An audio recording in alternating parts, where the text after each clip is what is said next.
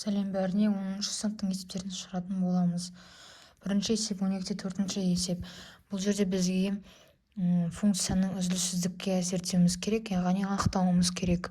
Сонда бізге біріншісі осындай функция берілген. Біз бірінші білеміз, что әрбір есептің бөлімі 0-ге тең болмау керек. 0-ға тең болса, онда функция анықталмайды деген сөз. Сол себепті біз қазір мына айнымалысы бар бөлімдерін біз 0-ға теңестіреміз.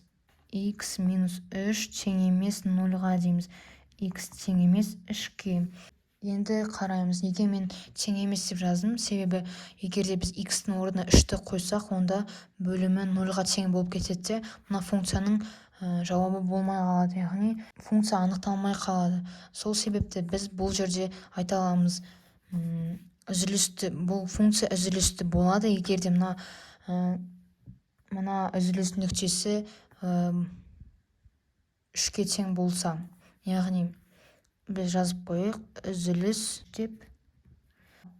Ал егерде x 3-тен басқа сандарға тең болса, онда функция үзіліссіз болушы еді. Сол себепті қазір мына жерде үзілісті болады.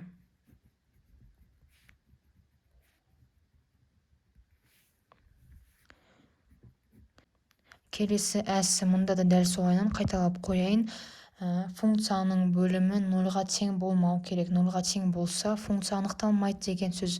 Сол себепті біз қазір мына функцияның бөлімін, яғни x бар бөлімін біз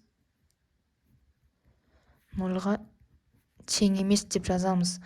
Сонда x тең емес минус 2,5-ке, яғни үзіліс нүктесі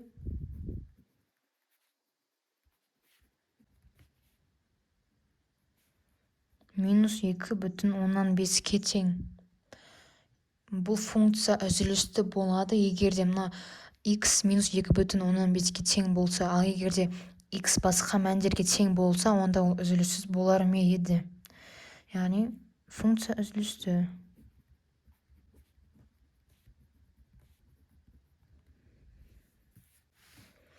Менің ойымша сендерге түсініксіз болып жатырса, онда комментарияға жазсаңдар деп сұраймын.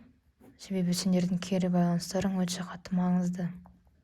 Ал енді мұнда бізде 2 үзіліс нүктесі бар, яғни ол x және x плюс 1. Онымен қайдан білдім? X тең емес 0-ға, яғни x 0-ға тең болса, онда все бөлімі 0-ға тең болып кетеді, функция анықталмай қалады.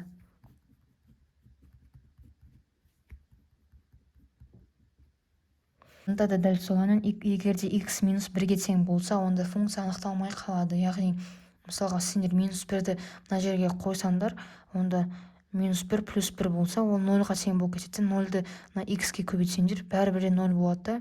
5-ті 0-ға бөлсең, бітті. Ол функцияның жауабы болмайды. Сол себепті үзіліс нүктесі бар.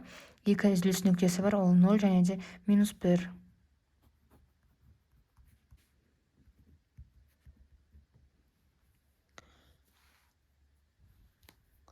Міне үзіліс нүктелері 0-ға және минус 1-ге тең. Функция үзілісті.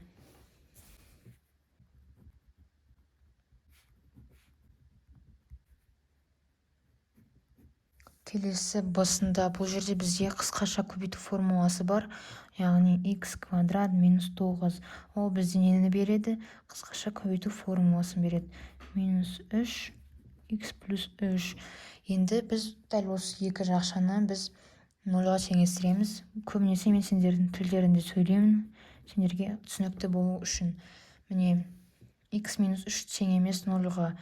Енді x тең емес, мына жерде 3, жағаны 3 минус 3 емес. Енді тең емес 0-ға, x тең емес минус 3-ке. Яғни, егерде мына жерде x минус 3-ке тең болса, минус 3 плюс 3 болса, онда 0-ға тең болып кетеді, бөлімі 0-ға тең болып кетеді. Сонда функция үзілісті. Бұл жерде тоже 2 үзіліс нүктелері бар, мысалға мына жерде 3 және минус 3. Келесі 12-те 5-ші есеп. Бұл жерде бізге мына функцияның үзіліссіздікке зерттеуіміз керек.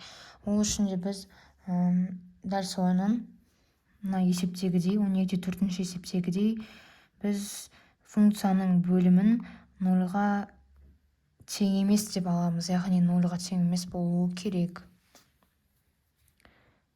Сонда косинус x тең емес нольға, яғни мына косинус x нольға тең болып қойса, онда мына функцияның жауабы болмайды, бұл функция анықталмай қалады. Енді біз білеміз, 7-ші параграфтан, осы алгебра сабағының 7-ші параграфынан қарасаңдар, бізде дербес формулалар бар. Соның бірі мысалға косинус x-тің нольға тең болу кезінде. Енді біз үйтіп жазамыз, x тең емес деп жазамыз да, косинустың нольға тең болған кезін жазамыз. Ол пи бөлінген 2 плюс pn n тиісті z-ге, немесе k тең тиісті z-ге деп жазуға болады. Бұл жерде мынау бізде үзіліс нүктесі.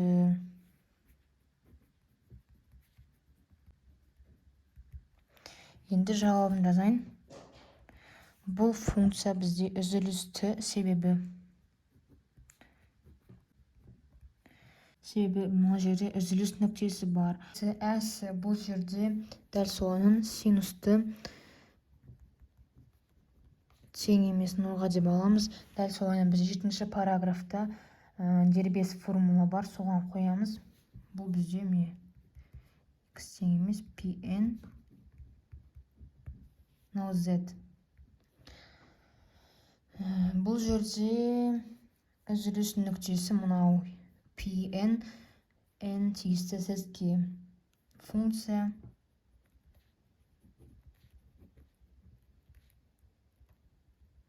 үзілісті, себебі мынау үзілісті нүктесі.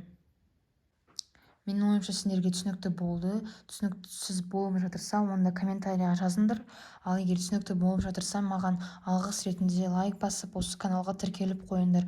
Бұл каналдың болашақта одан сайын көркейе беруіне көмектеседі. Сонымен қатар сендерге есепті дұрыс түсінуге көмектеседі.